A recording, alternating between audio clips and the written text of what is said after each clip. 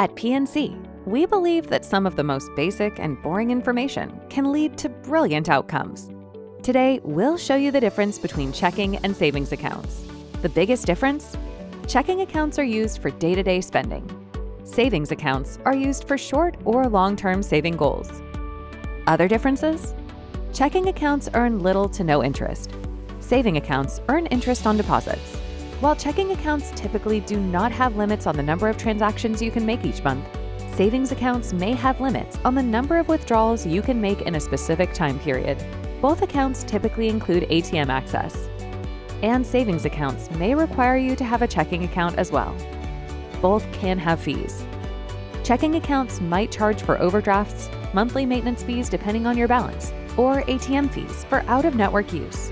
Savings accounts usually don't have fees unless there are excessive withdrawals or low balances.